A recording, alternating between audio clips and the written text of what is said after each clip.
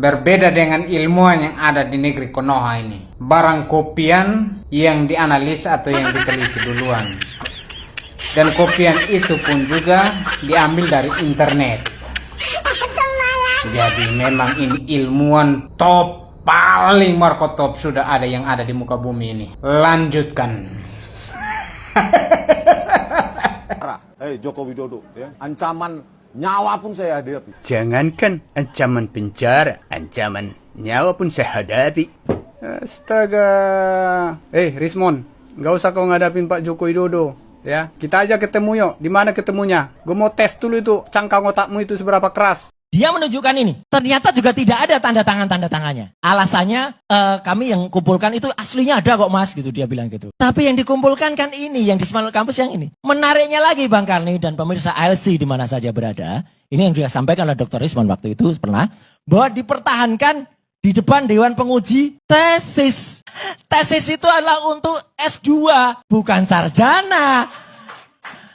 Jadi kalau S1 harusnya skripsi. Anda bilang bahwa ada tulisan tesis, itu skripsi siapa yang ada tulisan tesis, Mas? Yang ada tulisan tesis itu adalah bukan miliknya Pak Jokowi. Oh, bukan milik Pak Jokowi ya? Ya, tapi punya Pak Jokowi nggak ada. Oke, tapi yang tadi tesis bukan punya... Sudah saya katakan di video saya sebelumnya ya. Jadi Roy Suryo ini pernyataannya tidak konsisten ya. Tidak konsisten pernyataannya ya.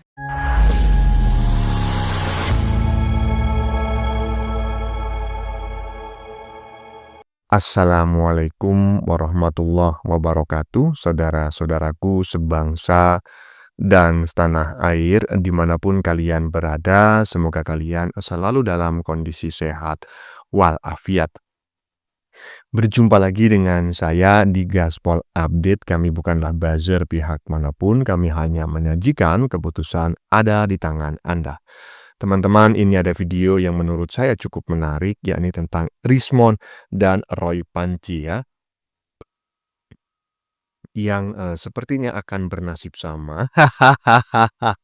Sama-sama so ahli ya kan, sama-sama memfitnah Jokowi, sama-sama dilaporkan ke polisi, dan pasti mereka berdua juga akan sama-sama mendapatkan rompi oren dan mendekam di balik jeruji besi. Dan gini wajah Rismon sudah makin pucat teman-teman ya. Ya makanya jangan sok-sokan ya kan. Ahli forensik jadi-jadian aja kok sok-sokannya paten kali. Kagak ketulungan. Actionmu keterlaluan katanya teman-teman dari Batak sana. Nah bagaimanakah videonya dan bagaimanakah respon netizen? Mari kita tonton bersama. Kemudian mari kita komentari bersama di bagian akhir video. Ini dia. Dari sekian banyak ilmuwan yang ada di muka bumi ini, menganalisa sesuatu atau meneliti sesuatu itu, barang asli yang duluan diteliti atau yang dianalisa. Berbeda dengan ilmuwan yang ada di negeri Konoha ini. Barang kopian yang dianalisa atau yang diteliti duluan. Dan kopian itu pun juga diambil dari internet. Jadi memang ini ilmuwan top, paling markotop sudah ada yang ada di muka bumi ini. Lanjutkan. Boleh nggak source of dokumen yang dianalisa seorang ahli forensik itu bukan berasal dari dokumen asli? Makanya kita tunggu. Menganalisa kopi. Boleh nggak? Makanya nanti kita tunggu. Kita tunggu kalau Mas punya yang asli, ya kita bandingkan. Kalau itu ternyata yang kemarin dianalisis juga oleh saya dan Dr. Rismon itu tidak benar. Orang itu yang pernah memposting yang katanya asli itu, katanya dia dapat dari Pak Jokowi itu penyebar hoaxnya. Tapi yang menganalisa itu palsu siapa Mas? Loh kita karena kalau itu palsu, berarti yang ada menyebar hoax itu palsu kan? Salah. Yaitu yang saya herankan juga Bang ya, itu kan sebodoh-bodohnya orang yang mengaku seorang ahli, dan herannya ini loh, yang herannya gitu loh. Memang kebanyakan ya, logikanya ya, orang di dunia ini berdasarkan kajian psikologi, orang bodoh itu nggak akan merasa dirinya bodoh. Sedikit sekali orang bodoh yang merasa dirinya bodoh ya. Tapi yang heran itu adalah televisi itu loh. Ya kan, orang-orang yang akademisinya tinggi kok selalu mengundang orang sedungu itu gitu loh. Hah? Kok bisa mereka dijadikan narasumber? Nggak ngerti saya bagaimana mereka berpikir ya. Lanjut. Joko Widodo, ya. Ancaman nyawa pun saya hadapi. Jangankan ancaman penjara, ancaman nyawa pun saya hadapi. Astaga. Rismon, nggak usah kau ngadapin Pak Joko Widodo, ya. Kita aja ketemu yuk. Di mana ketemunya? Gue mau tes dulu itu cangkang otakmu itu seberapa keras. Belagu banget mulutmu itu. Ngomong-ngomong, Joko Widodo, Joko Widodo. Kau nggak diajari bapakmu ya, sopan santun ya? Gelar-gelar doktor. Itu gelarmu kau beli kah? Kok mulutmu sama sekali nggak ada etikanya berbicara? Pak Joko Widodo itu sudah punya cucu. Orang Batak itu diajarkan etika. Dasar BTL kau, Batak tembak langsung aja kau tuh. Belagu banget lu. Kau nih ditantang, ya kan? Ya tapi jangan anarkis-anarkis lah bang, ya jangan sampai lah cangkang otaknya itu. Tapi minimal ya kan, daripada kau menantang Jokowi itu barusan ya kan, ditantang sama netizen barusan, ya main catur kayak ya kan, adu strategi kayak ya kan, cerdas cermat kayak, biar kelihatan apakah kau ini benar-benar seorang ahli forensik, digital forensik, ataukah kau ini hanya sekedar ahli jadi-jadian. Lanjut. Baik, berikut adalah analisis hukum berdasarkan tuduhan terhadap Presiden Joko Widodo oleh seseorang bernama Rismon yang menyatakan bahwa ijazah Jokowi palsu tanpa bukti kuat dan menyebarkannya ke publik, misalnya melalui media sosial, wawancara, atau forum terbuka. Analisis hukum kasus tuduhan ijazah palsu oleh Rismon. Unsur perbuatan. Pernyataan Rismon menyebut bahwa Presiden Jokowi menggunakan ijazah palsu. Pernyataan tersebut disampaikan ke publik dan tidak disertai bukti autentik. Berpotensi merusak nama baik pribadi dan jabatan presiden, serta menimbulkan keresahan publik. 2. Pasal yang berpotensi dilanggar. Pasal 310 KUHP, pencemaran nama baik. Unsur menyerang kehormatan atau nama baik seorang dengan menuduh secara tertulis atau lisan. Bukti. Jika pernyataan disampaikan lewat video, media sosial, atau wawancara. Sanksi, penjara hingga 9 bulan, atau 1 tahun 4 bulan jika tertulis. B. Pasal 311 KUHP, fitnah. Berlaku jika Rismon mengetahui bahwa tuduhannya salah, tetapi tetap menyebarkannya. Sanksi penjara hingga 4 tahun. C. Pasal 16 dan 19 UU 01 tahun 1946. Pasal 16.1, menyebarkan berita bohong yang menimbulkan keonaran. Pasal 11.2 jika berita tidak benar dan menyebabkan kegaduhan meski tidak ada niat. Sanksi, penjara hingga 10 tahun, paling berat. D. Pasal 27 ayat 3 Jo. Pasal 45 ayat UU ITE tentang pencemaran nama baik melalui media elektronik. Jika tuduhan disampaikan lewat YouTube, TikTok, Facebook, atau WhatsApp. Sanksi, penjara hingga 4 tahun, dan atau denda 790 juta. 3. Pertimbangan pidana tambahan. Jika pernyataan memancing konflik sosial atau mengandung unsur kebencian, bisa dikenakan. Pasal 248 ayat 2, UU ITE, ujaran kebencian. Pasal 217 UHP-SC, penghinaan terhadap penguasa atau lembaga negara. Perlindungan bagi Presiden. Presiden sebagai kepala negara dilindungi secara hukum dari serangan tidak berdasar terhadap nama baiknya. Tuduhan terhadap Presiden harus berdasarkan bukti kuat, bukan opini liar. Kesimpulan, jika tuduhan Rismon tidak didasarkan pada bukti yang sah dan disebarkan ke publik, maka ia berpotensi melanggar beberapa pasal pidana. Proses hukum dapat dilakukan melalui laporan polisi oleh pihak Presiden atau kuasa hukum, pemeriksaan saksi dan alat bukti, penetapan tersangka jika unsur pidananya terpenuhi. Jokowi ingin saya bantu buatkan laporan model pengaduan resmi atau legal opinion berdasarkan analisis ini. Nah, ya, barusan kita melihat ya sebuah apa namanya ya, sebuah konten lah yang dibuat menurut saya secara serius oleh seorang netizen ya, dengan gambar-gambar animasi yang intinya adalah analisis ya, analisis hukum ya tentang fitnahan yang disampaikan oleh si siapa namanya itu, si krisis moneter yang mengaku sebagai ahli digital forensik, ya si Roy Panji dan lain-lain itu ya, barusan adalah analisis hukumnya ya. Ya katanya tadi ya ada ancaman gitu ya, hukuman 12 tahun penjara, dan saya berharap bukan hanya satu orang ya yang mendapat hukuman 12 tahun penjara ini. Kalau menurut saya semua ter apa namanya, ya tertuntut apa-apa ya. Pokoknya yang dipersoalkan lah oleh Pak Jokowi gitu ya, yang dilaporkan oleh Pak Jokowi itu biarin aja semuanya 12 tahun penjara gitu loh. Kalau perlu pulangkan sana ke negeri asal leluhurnya ya. Lanjut. Sekarang setelah dipolisikan oleh Pak Jokowi, Roy Suryo dan kawan-kawan, mereka sibuk mengklarifikasi di mana-mana. Bahkan sekarang bahasanya bukan lagi ijazah palsu, tapi ijazah yang salah.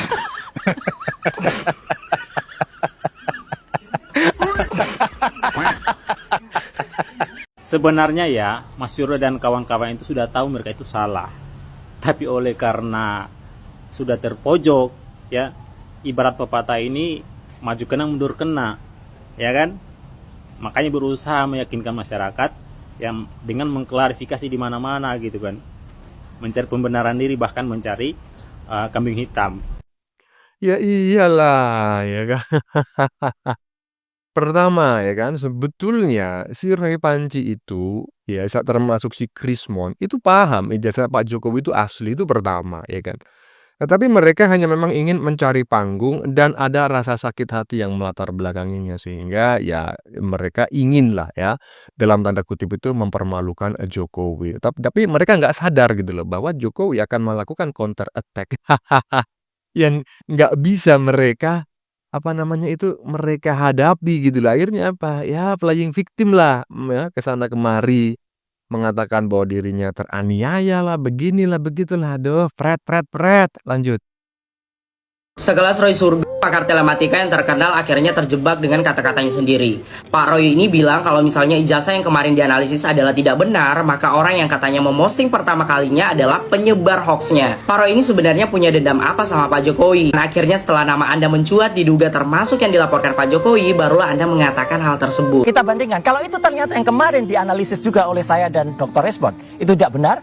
Orang itu yang pernah memposting dan katanya asli itu, katanya dia dapat dari Pak Jokowi itu, penyebar hoaxnya. Tapi ada beberapa poin yang bisa kita tangkap dari kalimat ini. Yang pertama, berarti selama ini Pak Roy juga tidak yakin akan kebenaran analisanya. Tapi karena diduga saking tidak sukanya dengan Pak Jokowi secara personal, Pak Roy meyakinkan diri untuk meyakinkan orang lain bahwa apa yang dianalisis itu sudah benar. Kedua, sekelas pakar analisis kenapa begitu mudah mempercayai informasi dari orang lain yang bahkan Pak Roy tidak berani menyebutkan siapa yang diduga penyebar hoax foto soft copy ijazah Pak Jokowi pertama kali. Artinya kalau Pak Roy segegabah ini dalam mempercayai informasi, gimana kita mau percaya lagi dengan segala informasi dari Pak Roy? Ketiga, Pak Roy sepertinya sudah diduga menggunakan taktik lempar batu sembunyi tangan. Jelas banget kelihatan bahwa usaha mengarahkan kesalahan ke yang katanya pertama kali yang ngeblow up ijazah palsu Jokowi itu bukanlah dirinya, melainkan ya seorang yang tidak diketahui orangnya sampai sekarang. Sebegitu inginnya pergi dari masalah, padahal Pak Roy yang membakar masalah ini. Yang keempat, dari sini aja masyarakat sudah bisa menilai dan menangkap informasi bahwa isu ijazah palsu Jokowi ini diduga memang disengaja dijadikan headline news untuk memfitnah Pak Jokowi. Yang dimana hal ini sangat masuk akal jika diangkat oleh pembenci karena melihat latar belakang beliau yang sangat sederhana. Fitnah membuat ilustrasi kejam agar supaya setidaknya memberikan sedikit keraguan masyarakat terhadap Pak Jokowi. Tapi akhirnya Tuhan tidak pernah tidur dan sebentar lagi akan menunjukkan kedahsyatannya. Sehat-sehat terus Pak Jokowi. Terima kasih sudah menjadi pemimpin yang baik untuk kami. Begini bro ya, saya koreksi ya apa yang sudah Anda sampaikan barusan. Seorang pakar telematika sekelas Roy Suryo katanya, mana ada itu pakar telematika, itu ngedabrus, bohong, ya. Anda mengatakan bahwa sekelas pakar telematika terjebak dengan kata-katanya sendiri. Lah wong dia bukan pakar. Ya kalau bukan pakar ya pastilah kemungkinan terjebak dalam kata-katanya sendiri, dugaannya sendiri, fitnahannya sendiri. Itu sama seperti orang yang menggali kuburnya sendiri. Itu ya wajar saja, orang dia bukan ahli, dia ahli jadi-jadian. Lanjut. Sebelumnya, Roy Suryo mengatakan ini ya. dia menunjukkan ini. Ternyata juga tidak ada tanda tangannya. Alasannya kami yang kumpulkan itu aslinya ada kok mas, gitu dia bilang gitu. Tapi yang dikumpulkan kan ini, yang di Semanul Kampus yang ini. Menariknya lagi Bang Karni dan pemirsa ALC di mana saja berada. Ini yang juga sampaikan oleh Dr. Rismon waktu itu pernah. Bahwa dipertahankan di depan Dewan Penguji tesis. Tesis itu adalah untuk S2. Bukan sarjana. Jadi kalau S1 harusnya skripsi. Lalu, Roy Suryo setelah itu mengatakan seperti ini ya. Anda bilang bahwa ada tulisan tesis, itu skripsi siapa yang ada tulisan tesis, Mas? Yang ada tulisan tesis itu adalah bukan miliknya Pak Jokowi. Oh, bukan milik Pak Jokowi ya? Ya, tapi punya Pak Jokowi nggak ada. Oke, tapi yang tadi tesis bukan punya... Sudah saya katakan di video saya sebelumnya ya. Jadi Roy Suryo ini pernyataannya tidak konsisten ya. Tidak konsisten pernyataannya ya. Jadi selalu berbeda-beda pernyataannya. Jadi ketahuan bohongnya, ketahuan ngibulnya ya. Jadi setiap pernyataannya berbeda-beda ini ya. Aduh. Jadi ingin membela, ingin ngeles gitu ya. Ingin ngeles ya, membela diri, tapi tidak ingat dengan pernyataan sebelumnya. Tidak ingat Roy Suryo ini gitu. Jadi keceplosan terus ini Roy kamu ini ya, karena lupa pernyataan sebelumnya, si Roy ini lupa ya. Jadi pas ketika diundang lagi oleh TV, pernyataannya beda lagi ya. Kemarin bilang ya bahwa tesis itu ijazah Jokowi ya. Jadi mempertanyakan kok S1 skripsinya tesis ya. Roy Suryo itu mengatakan seperti itu. Tesis itu kan S2. Tapi barusan di video kedua Roy Suryo mengatakan itu bukan S2 tesis Jokowi. Bukan. Jadi Roy Suryo ini lupa. Pernyataan sebelumnya itu lupa. Jadi terus-terusan menyatakan perbedaan. Argumennya berbeda-beda. Pernyataannya berbeda-beda ini ya. Jadi ya mau percaya gimana? Pernyataannya berbeda-beda seperti ini ya Roy. Kamu ini Roy. Ya begitulah, ya kan? Katanya orang Jawa, pagi dele, sore tempe, ya kan? Pagi sepatu, sore sandal. Nah, seperti itu sepatu dan sandal. Nah, orang macam seperti ini, ya kan, yang memang secara akademis tidak lolos sensor ya. Tidak lolos sensor sebagai seorang ahli pertama, ya kan? S1-nya itu komunikasi, S2-nya ilmu kesehatan. Kemudian dia berjuluk pakar ahli telematika. Dari mana? Jadinya ngomongnya ngalor ngidul macam kayak gini. Ini perlu dites secara psikologi loh teman-teman. Saya khawatirnya ini orang ini mengalami gangguan psikologi atau kejiwaan tertentu gitu loh. Karena saya melihat kok ini orang berbicara salah tapi dia nggak merasa bersalah, nggak punya rasa malu. Itu ciri-ciri salah satu ciri-ciri gangguan psikologi yang dialami oleh seorang manusia. Jangankan ancaman penjara, Joko Widodo, ya, ancaman numpang stick dulu ya bang ya. Bang Rismon Sianipar, gimana bang? Jangankan ancaman penjara, nyawa pun yang biasa-biasa saja lah bang. Oke ntar udah masuk mewek lagi. Alah, saya baca bahasa tubuh itu, tatapan mata, nada bicara, kayak udah rasa-rasa ketakutan gitu. Kalau saya secara bahasa tubuh ya, udah rasa ketakutan juga. Teknologi revolution, apa lagi ini? Yang buat teknologi itu siapa? Manusia juga kan? Jadi gini Rismon Sianipar, jangan terlalu percaya diri lah. Biarkan aja proses hukum berlaku. Pasti nanti juga ujung-ujungnya pasti ada jalan keluarnya lah. entah masuk penjara atau seperti apa, nantilah kita lihat lah ya, kita sama-sama orang Medan juga sih sebenarnya, tapi saya lihat dari Lai ini terlalu percaya diri. Percaya diri boleh percaya diri, tapi terlalu percaya diri juga kurang bagus juga Lai, karena ujung-ujungnya nanti masuk penjara nangis pula, ya kan? Karena proses hukumnya sudah berjalan kok. Jadi jangan terlalu nantang-nantang begitulah. Kita nggak boleh nantang-nantang. Kalau menurut saya sifat-sifat orang Medan itu nantang tidak boleh, tapi kalau ditantang ya mau, itu kan. Pantang menjual kalau sifat-sifat orang Medan, karena kita sama-sama orang Medan, nggak ada saya rasa orang Medan sifat menjual itu nggak ada. Sifat membelinya kebanyakan kalau orang Medan. Kalau menjual jarang lah saya lihat orang Medan itu jarang menjual. Kalau masalah-masalah begini ya, apalagi nantang-nantang. Kayak bukan tipe orang kita Medan menantang-nantang itu kan. Ya lah ya. Mudah-mudahan lah nanti lah nggak ikut juga nanti pakai baju orange juga. Ini kita lihat nantilah. Ya lah ya. Pegang apa yang like pegang? Pegangnya nanti jeruji besi lagi. Inilah yang nggak enak nanti lah. Ya kan? Santai aja kita lah ya. Santai ya, kalau ada masalah kita hadapin dengan baik, gak usah nantang-nantang gitulah ya, biarkan aja orang-orang mau berkata apa, ya kan. Masih ada kesempatan untuk minta maaf, boleh juga sih ya. Saya rasa kasihan juga nilai nanti nimbrung juga nanti kayak kotak-kotak yang apa itu kan, yang ada besi-besinya itu kan gak enak juga nanti kan. Jadi gini menurut saya Janipar, bagaimanapun juga dia adalah salah satu kepala negara yang benar-benar kita harus sangat hormati ya. Udah 2 periode Pak Jokowi memimpin negara kita ini.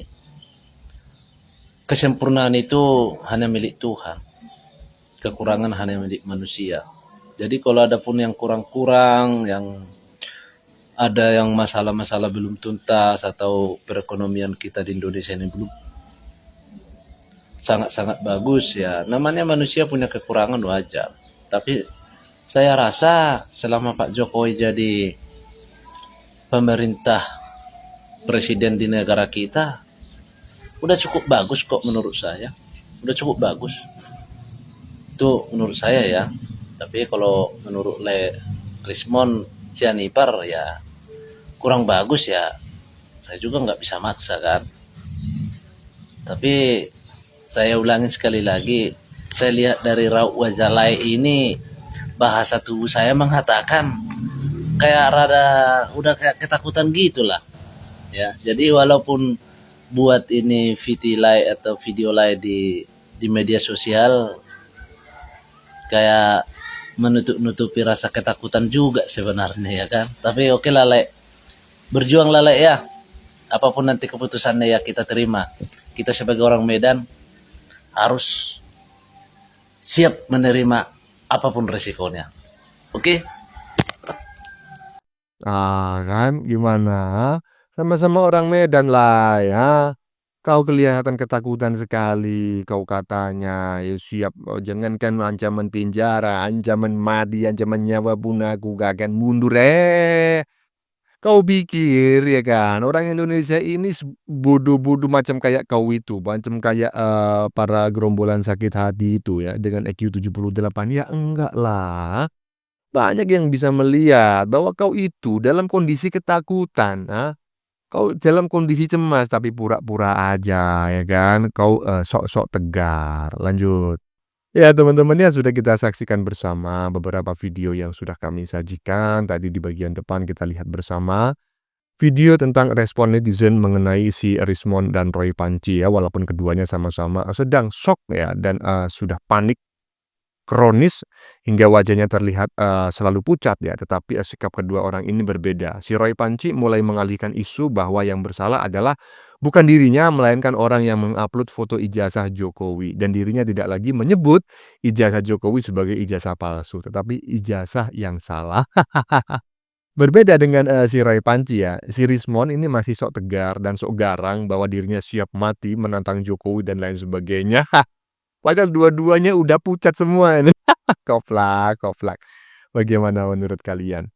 Keputusan ada di tangan Anda. Silakan tulis di kolom komentar baik Anda yang setuju maupun yang tidak setuju dengan isi konten ini. Sebelumnya saya memohon maaf ya jika dalam penyajian konten ini ada kata-kata yang menyinggung, kurang tepat penggunaannya, atau ada data yang dianggap keliru atau salah. Saya memohon maaf yang sebesar-besarnya. Kita jumpa lagi di lain video. Salam NKRI.